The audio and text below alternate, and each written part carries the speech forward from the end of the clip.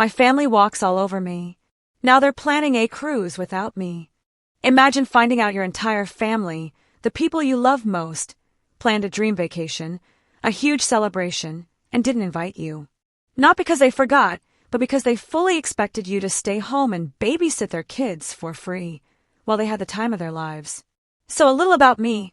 I'm 25, a software developer in Seattle, and honestly, I thought I had it pretty good. I landed what most would call a dream job right out of college, and for the past 3 years, I've been crushing it. My work is challenging, rewarding, and my team actually respects me. But when it comes to my family, well, I'm apparently the human doormat. The go-to person for everything, especially childcare. Now, don't get me wrong, I absolutely adore my nieces and nephews. I've always been there for them, last-minute babysitting emergencies, school pickups, just whenever someone needed an extra hand. Maybe that was my first mistake, being too eager, too available. The whole thing started because my amazing Aunt Jean, the matriarch of our family, was retiring after 40 years of teaching. She's the one who holds us all together, remembers every birthday, plans every holiday, even sent me care packages in college with my favorite snacks and encouraging letters during finals. She even helped me prepare for my very first job interview. Her retirement was a huge deal, and I was so excited to celebrate her, or so I thought, until I found out I wouldn't be part of the celebration at all. Last week, I just wrapped up this incredibly demanding project at work. Late nights, system updates, all that jazz. I was exhausted, but I still made it to our weekly family dinner, a ritual I rarely miss. I brought Mom's favorite wine, walked into the usual scene. My sister Rachel, 32, glued to her phone. Dad half watching sports. Mom, 55, fretting over what to feed Rachel's 2-year-old, who was playing on the floor. We were chit-chatting about everything from toddler milestones to my latest work challenges, and then the subject of Aunt Jean's retirement came up. Jokingly, I asked if anyone had gift ideas. I was thinking of maybe organizing a big family present. That's when Rachel, without even looking up from her phone, just casually dropped it. "Oh, we're doing a group gift on the cruise." My blood ran cold. Cruise? I stopped mid-sentence.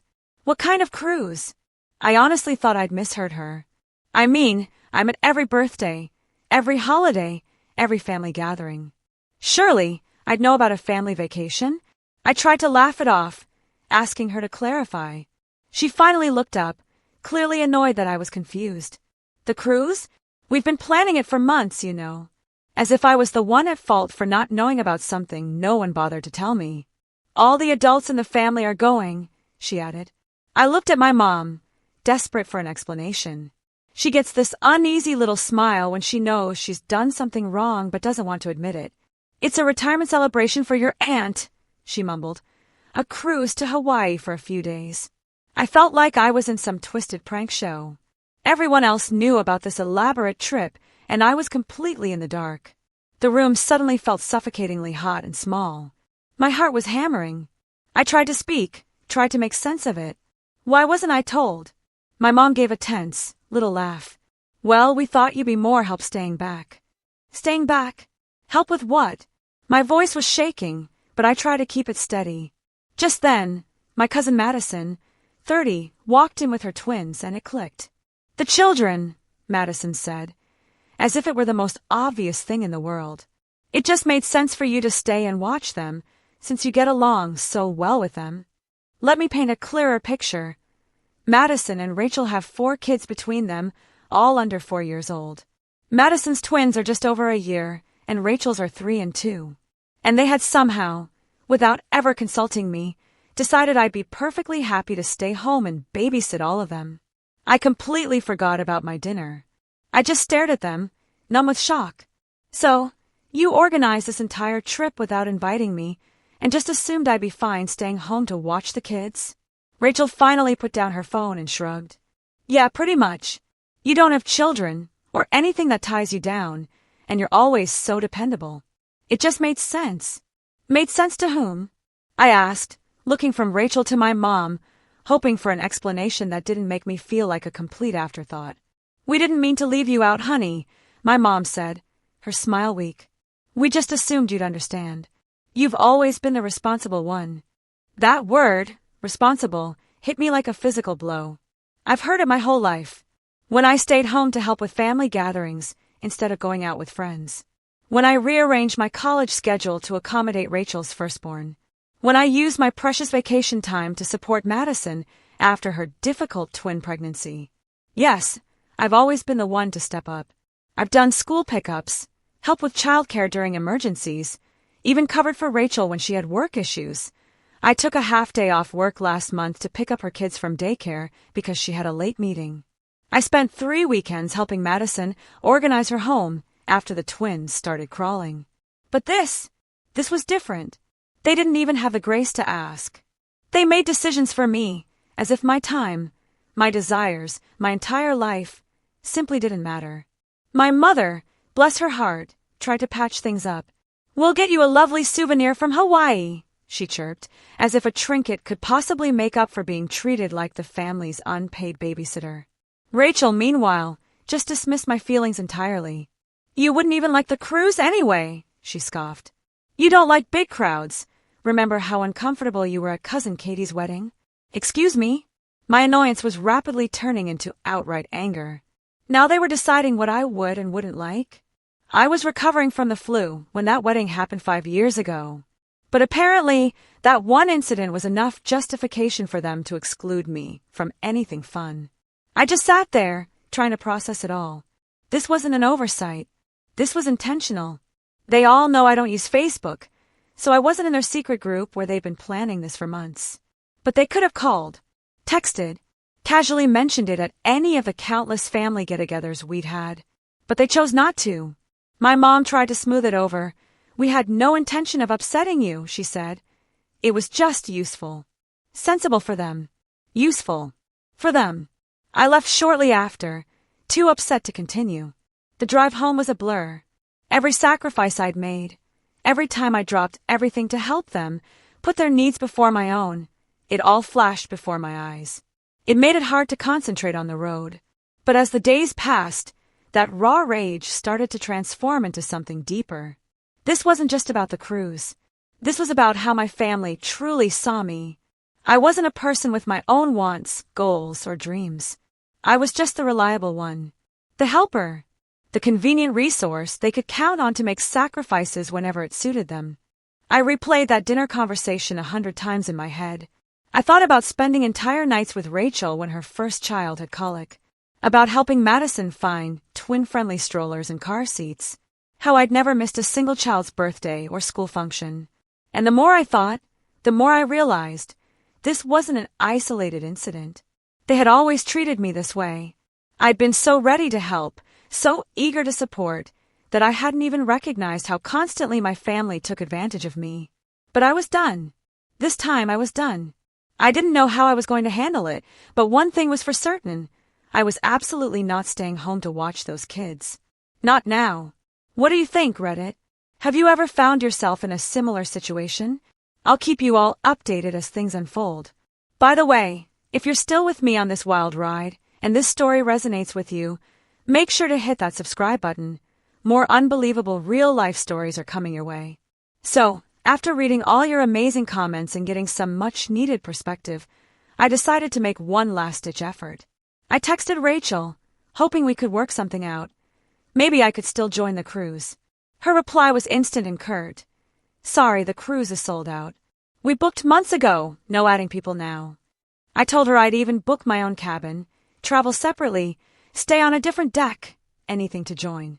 I was still hurt, but I was genuinely trying to be understanding. Her response, "Well, if you did come, you'd have to arrange childcare first. Everything's already planned assuming you'll watch the kids." That was it. It hit me like a ton of bricks. They never, ever intended to include me. The sold-out excuse, the logistics, it was all just a flimsy cover. They had already decided my role. I was the babysitter and nothing more. So I made a choice. I'd already requested time off work, which they assumed was for babysitting. Instead of canceling it, I decided to take that time for myself. A coworker had recommended this gorgeous mountain cabin rental, quiet, remote, with hiking trails and a hot tub overlooking a stunning valley. I booked it without hesitation, packed my bags, and left without telling a soul where I was going. The cabin was everything I needed. Complete solitude. The only sounds were nature. No Wi-Fi, no cell service. Except for emergencies, of course. My phone was not for emergencies from my family. The morning their cruise was set to depart, my phone absolutely exploded with texts. Before I finally switched it off, I saw a flurry of messages. Mom, we're heading out in an hour. When can we drop off the children? Rachel, hey, we're bringing the car seats to your apartment. Be ready. Madison, are you ignoring us? This isn't funny. We have a schedule to keep. Mom, honey, please answer your phone. Everyone is waiting. Then the messages turned ugly. Rachel, it's unbelievable how self-centered you are. Our flight is going to be delayed. Madison, this is utterly careless. We had faith in you. Mom, I raised you better than this. And the best part, they had never actually confirmed with me that I would be watching the kids. They just assumed, because I'd always done it. Right now, I'm sitting in this serene cabin, watching the mountain sunset. And for the first time in years, I feel free. No obligations. No expectations. No last-minute crises to deal with. But I know this calm is fleeting. I haven't turned my phone back on yet, and I can only imagine the drama waiting for me when I do. I feel a pang of something, but it's not guilt for the children. Their care is ultimately their parents' responsibility. My guilt is for finally standing up for myself and disrupting the family dynamic. One commenter on my previous post wrote, "They're not angry because you said no, they're upset because they can no longer control you." That hits so close to home. Am I wrong for finally prioritizing myself? Should I have at least told them I wouldn't be available? It felt like the only way to make them understand I was serious, after years of being taken for granted, even if it wasn't the most mature thing to do. I'll be at this cabin for the next week. I guess I'll have to deal with whatever happens after that. Thanks for letting me vent, Reddit. I'll provide another update once I return and address the fallout. It took me a while to process everything that exploded after my last update. And believe me, things got so much worse. That quiet cabin I told you about? Those 7 days were life-changing. Mornings hiking misty trails, afternoons lost in books I'd meant to read for years, nights soaking in the hot tub under the stars. For the first time in my adult life, I truly felt what it was like to not be at someone's mercy. While I was there, I found myself reflecting on my entire relationship with my family. I remembered last December when Rachel needed help moving, and I had to postpone a crucial certification exam for my career because no one else could help her. The Christmas before, I used my entire bonus to buy thoughtful gifts for all the kids, while my siblings gave me generic gift cards, claiming they were too busy to shop properly. Earlier last year, Madison argued she had no one else to watch the twins, so I missed my closest friend's bachelorette party. The pattern was undeniable. Their demands always came first. My life was always secondary. But when I got home, the real drama began. You remember I shut down my phone? Well, I had hundreds of voicemails, over 100 text messages, and 47 missed calls waiting for me. And it ranged from desperate guilt-tripping to outright threats. The most memorable, from my cousin Madison. "Do you realize we could have called the police for child abandonment? They were meant to be your responsibility." I couldn't believe what I was reading. My responsibility? I never agreed to watch them.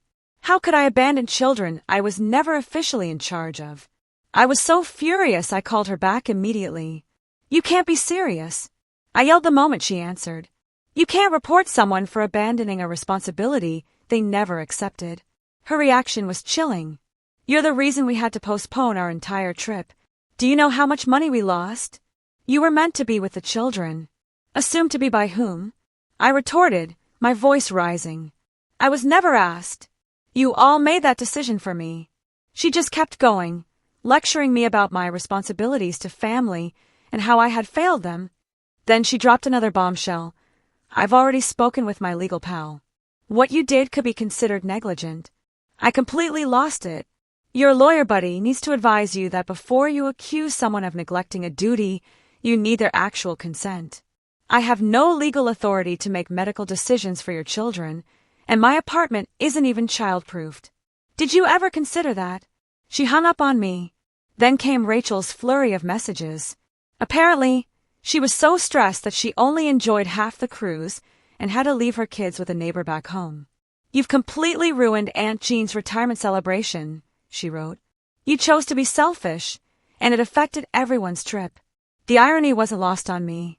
This all came at a particularly difficult time because just last month, when I needed a ride home from a minor medical procedure, none of my family members were available. Madison was busy with her daily schedule, and Rachel had an important hair appointment. I ended up paying for a ride-sharing service.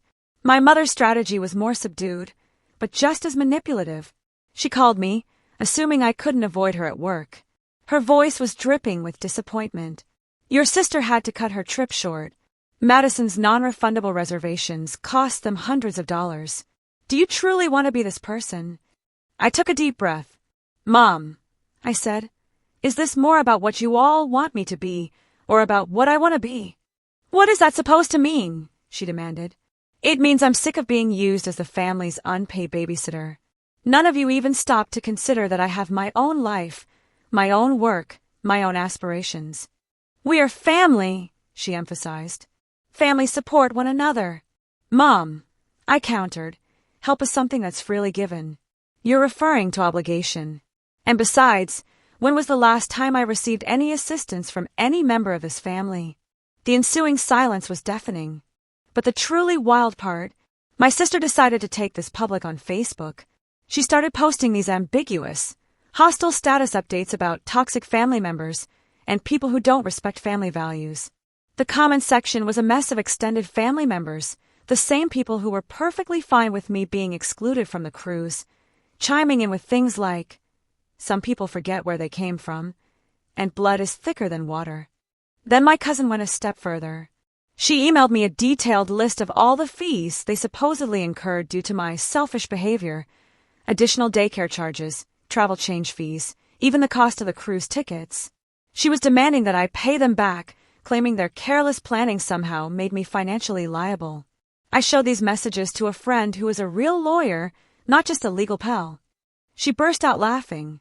"They cannot force you to pay for plans you never agreed to. None of this works that way." I've learned a valuable lesson from this entire situation. This goes beyond childcare or a vacation. It's about years of them abusing my kindness, treating my time and effort as a resource they were legally entitled to. Every time I tried to plan something for myself, an emergency would pop up that needed my attention. Last spring, I wanted to take a photography class, but Rachel joined a book club, so I ended up spending those evenings watching the kids. This summer, Madison needed help with the twins while her husband was on a business trip, so I had to postpone a planned weekend getaway with friends. To help me deal with all of this, I've started seeing a therapist. She pointed out that my family's response, the threats, the public humiliation, the financial demands, are all classic signs that someone they're used to controlling is losing that control. Aunt Jean has been the sole bright spot in all of this. Her words moved me to tears when she called me yesterday. "I had no idea they excluded you like this," she said. "If I had known, I would have stopped it right away. Family isn't meant to be like this." But even her encouragement can't completely erase the sting of realizing how my family truly views me. I'm their safety net, their backup plan, their free babysitting service. I'm not their sister, daughter, or cousin with a life of my own. Going forward, I know I have to establish clear boundaries, but I'm struggling to figure out what that even looks like. Part of me wants to just cut off communication completely, at least for a while. But even thinking about that makes another part of me feel horrible. Reddit, what are your thoughts? With family members who don't even grasp the idea of boundaries, how do you even begin to set them? Have any of you been through a similar situation? This will be my final update on this situation. In the wake of that cruise drama and the chaos that followed, I've had to make some incredibly tough, but absolutely necessary, choices about my relationship with my family. These last few weeks have been nothing short of life-changing. Now that I'm not constantly on call for family emergencies, my professional life has completely transformed. I'm leading a major project, and just last week, my manager pulled me aside. "You seem like a completely different person," she said. "Your energy and focus have dramatically increased. Until now, I hadn't realized how much my family responsibilities were actively sabotaging my career." Last night, I finally had the conversation I'd been dreading. I called my mom. Despite everything, I still love her, and I knew she would be the hardest. But love isn't enough to excuse how they've treated me. Her voice was instantly eager. Oh, honey, I'm so happy you called. Let's just move on from this, shall we? I want to stop fighting now. Mom, this isn't a fight, I said, my voice firm. This is me telling you I need a lot of space. Her voice shifted from hopeful to worried. What is that supposed to mean? It means I can't continue like this. I can't be part of a family that doesn't respect me. Even though I love you, every time I try to stand up for myself, I'm met with manipulation, accusations, and guilt-tripping. A few weeks ago, I would have been devastated when she started to cry. So, you're just going to abandon me? Your sister? Everyone? Yes, I said, holding my breath. If that's what it takes to keep my peace. From there, the discussion deteriorated. She pulled out all her classic moves. Money manipulation. Remember who helped with your first apartment deposit? Guilt about the children. They ask about their aunt every day. And even bringing up Dad's health. This stress isn't good for his heart. The most painful part was when she brought up my early years. I gave up everything for you to raise you, she said. I put my career on hold. I didn't miss the irony of her using her own choices to blame me for mine. But for the first time, I held my ground. I made it clear I would continue to send birthday cards to the children, but I required total separation from the adults in the family for the foreseeable future. What's the foreseeable future? She insisted. However long it takes for me to heal. And for everyone to realize that I'm more than just the family's babysitter. She hung up, but instead of the sadness I'd expected, I felt lighter. With my sister and cousin, I took a more direct approach. I disabled their social media profiles and phone numbers. I unsubscribed from all family group chats and unfollowed them on social media. I even set up email filters so their messages go into a separate folder that I can review only when I'm ready. The shift in my day-to-day life has been profound. I used to constantly check my phone, anxious about missing an emergency call from my sister or cousin.